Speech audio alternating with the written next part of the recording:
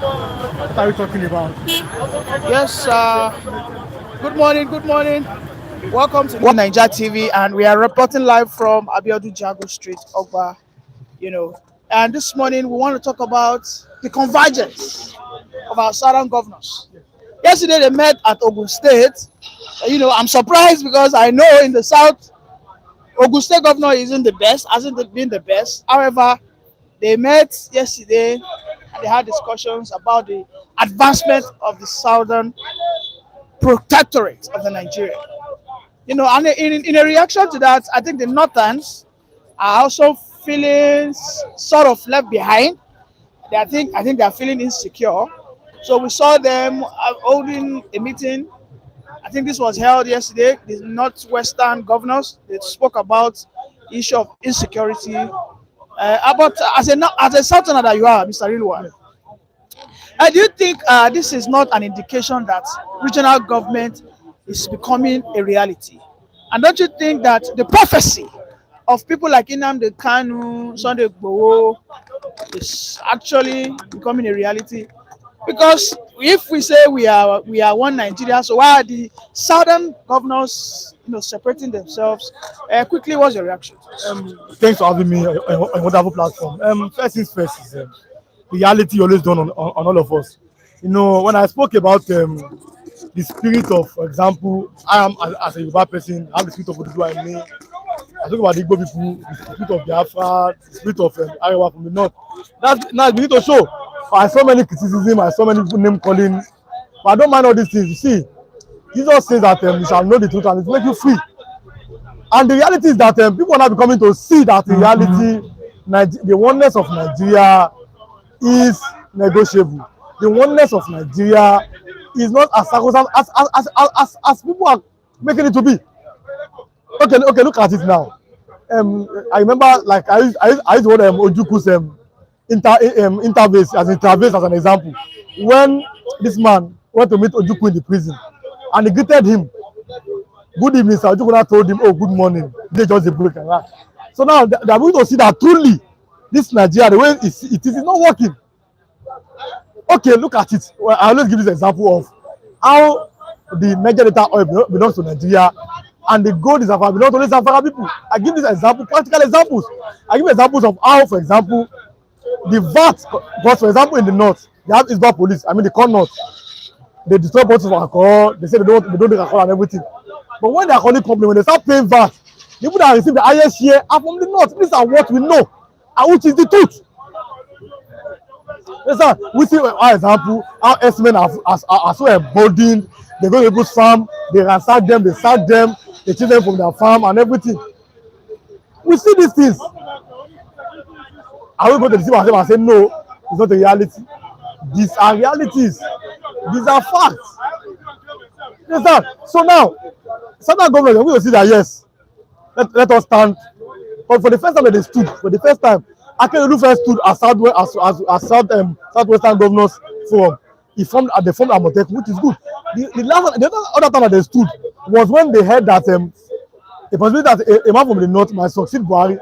I saw what Southern Governors Forum did. They said, no, power must come to the south. And it was achievable through Tinubu. Understand? That means if Southern Governors, if they stood as one and said, no, Nigeria is one, I want to see equality for everybody, their aims can be achieved. And I don't know I've not really read what they said, but at least I want to see that unity in the south. I want to see it. I'm be saying that if the southern governors, all of them, if they are united, my brother, you are going to see more development in Nigeria. And again, it's not as if the homogenic north is more powerful than us. The reason why I think that they're more powerful than us is because we the Yorubas are always at us with the Igbos. The Igbos are always at us with Yoruba, not with the other citizens, the politicians. They try to divide us. But if you are united and speak one voice, all of you will see that the northern hegemony will crumble. This so-called northern monolithic power, it is not as powerful as they are. But because of the division in the south or Nigeria, they are fighting, the Igbos are fighting, Igbos are fighting, which are deliberate, which is making them puppets in the hand of one. And not people that are not one, but they have found a way to make themselves one. Are you saying somebody from Borno State is the same as somebody from Kano, same as somebody from Plateau? No, they're not the same.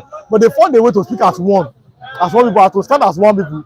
And with that, they have this one vision for themselves. So they can stand as one group of people. And it's working for them. So if certain people do not say, no, this Igbo, Yoruba, Calabar, this their, how do I put it?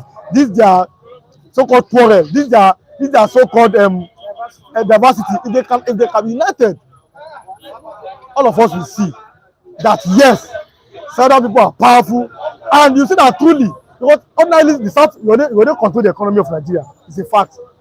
The Southern Nigeria is more powerful than the North. Everybody knows. Don't deceive yourself. But with the Canal speak with that one voice, then you can see that our power is in Southern Nigeria.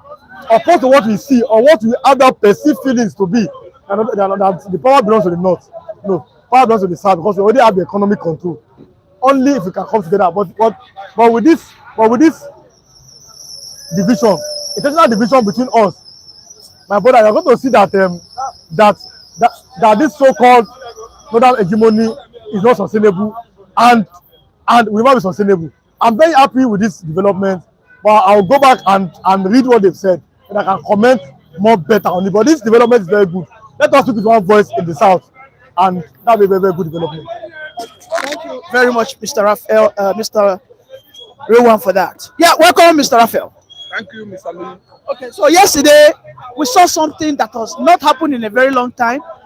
The Southerners, I think they are waking up, and I think the prophecy of people like Nnamdi Kanu has come that the South needs to detach itself, most especially from the North in terms of advancement, in terms of education, in terms of infrastructure. And yesterday we saw all over the South, all the governors were present. I mean, the only person that was amiss was Fubara. I wonder why. But Mwike was there. But Mwike isn't supposed to attend because this time around, he's not the commander-in-chief of the armed forces of Rivers State. No, Wike was not there. He was not there. Fubara misses it. I think there was an urgent need to know why. Okay, so now, are you happy with this new alliances across the South? Why not? Advancement into science and technology, advancement into educational facilities. The education industry is going to be expanded if the whole South could come together. Advancement into infrastructural development. Let me tell you, everything good about development. That's it. If the whole southern Nigeria from mid-belt down to the Biafran coastal line. Thank you so much. These are the southern region of this country. So if they could come together, is a welcome idea. If they could come together, is a new development that is going to take the entire Nigeria by storm. See, let me shock you.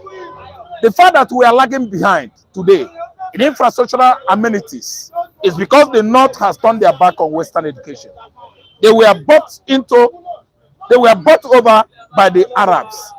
And today, as a result of religion or religious bigotry, they turn their back on their southern counterparts. There are rumors that the Northerners are not happy that yesterday the Southerners. See, let me tell you, they shouldn't be happy. Do you know what?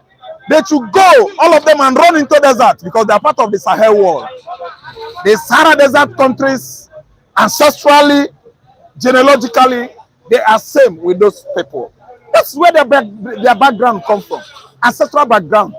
If they are not happy, they shouldn't be happy. And in fact, I want the North to gear up the what? The fury, the anger of the fact that the Southerners have become to understand themselves. And if they do, that is, they will know where they are going to. If you don't know where you are coming from, you don't know your destination. That's where you are going to. Which is why all of us are blind in Nigeria. The South should have a very strong, iconic podium or platform that unite all of them together. See, let me tell you, education is very important. After education, we have what? Development. Within the umbrella of education and development, you have what? Advancement into technology. The North is only about Islamic education, which is a very, very extreme ideology, an ideology that has killed many.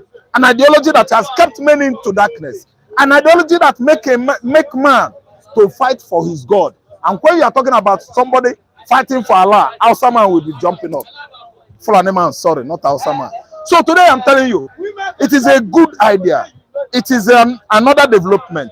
It is another blessing that is coming into the south, a situation whereby the Yorubas, the Jos, the Bibios, and their counterpart in the southeastern Nigeria, their governors, the governors of those regions coming together. You know what happens?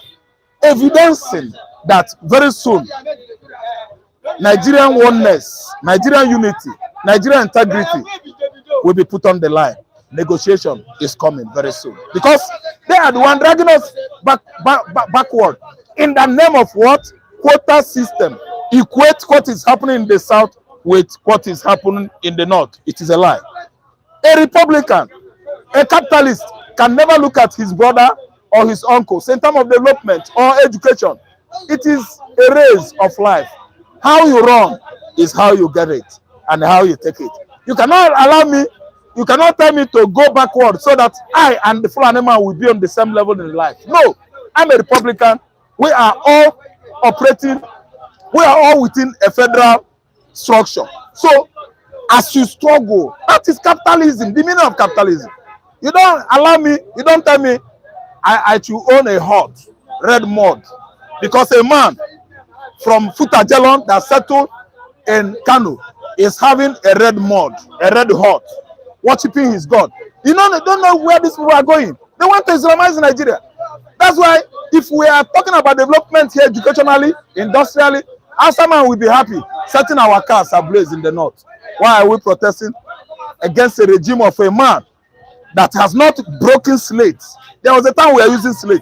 If you want to tell you that you are an illiterate, he will tell you you have not broken slates. We were using breakable slate in those days. Slate is a smaller blackboard cut into the size of, let's say, let's say 6 area square feet, 3 by 3, 6 area square feet. We use this to write in those days with chalk. You're knocking it up. If an Igbo man want to call you an illiterate, you say, look at this man. Have you broken slates? It's a slang, meaning you are an illiterate. A man that has not broken slates has reduced Nigerian advancement into technology to 0. That is Buhari. Buhari, you are listening to me now. If you are still alive, you have dragged Nigeria into where we are today. And every infrastructural amenity, every development establishment, anything that can take Nigeria to the next level in terms of advancement into technology and education is in what? Comatose. Because we did not go to school. One African, in fact, world most educated man was here. Do you know who I'm referring to? Educated president was here. He came on AU summit in Abuja. Do you know what he said? He said, how could Nigeria, giant of Africa, have this thing as a president? The man that was talking had over 12 master's degree. He became the president of the former Rhodesia in 1980. I'm trying to do what?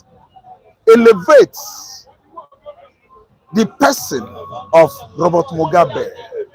He was a lecturer in Accra, Ghana. Oga, in 1980, when he was invited over to take over from the whites in former Rhodesia. Former Rhodesia was Zimbabwe, current Zimbabwe. Till today, he died, I think, 2-3 years ago.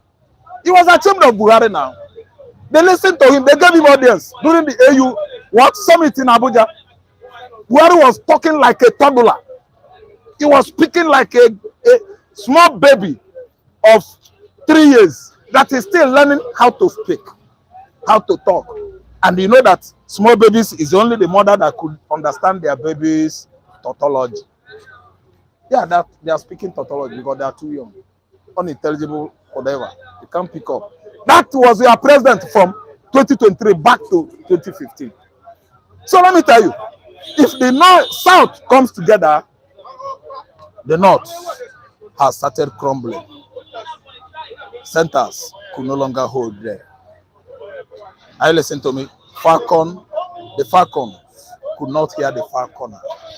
Things is going to fall apart in the North. we know that the North, we know that the North understand this game of politics, and they've mastered the art of deception. Are you sure we will not fall again as the Southerners into their trap? Let me Come tell you, 2027. anyway, if Tinubu knows what he's doing, if Tinubu could regard the forum that has brought the Southern governors together, if Tinubu could understand that platform as a very symbolical move to unite the Southerners together, I think that the deception of the North is nothing to Tinubu, because Tinubu himself, I think, is good on that. I think you understand. So when you come to game, Tinubu plays game too well. So what I'm trying to say, I know that age is telling it on him, but if he actually is determined to make sure that this coming together is going to be very iconic, something that should be remembered in the nearby future or in the coming years, I think the North, the deception, political deception and craft they have in their mind, or they are, have as expertise, is not in comparing to what is going to take place among the southern regions. All those states from north, southern, from mid-belt down to the coastal line of this country or Biafra, I think we are going to go far. It is only when Tinubu fall to their deception, if Tinubu stop being gullible or pallying with the North as a result of religion. Religion cannot do anything. Religion is man-made. I'm telling you, God is there watching us. Religion is man-made. God is God. He created us without religion. It is you. When you know him, follow him. It was too obvious that man has been suffering and punishing himself over the years, all in the name of religion. But God himself is one. He knows who is right.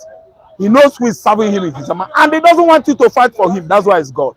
Capable of existing on his own. Nobody created him. That is whom God is. But some persons are just designing doctrines, highly indoctrinated, and ideological search for ideology. For God. Can you help God? You're not going to fit help God now. You're not going to help God. God helps me. If God wants to take anything, he doesn't take permission, because he has all of us. Sand, everything. So how can you just fight for God? Say, somebody insulted God. Let me kill this person. It means it's not God again now. Organization has gone long way. Very, very far, long way.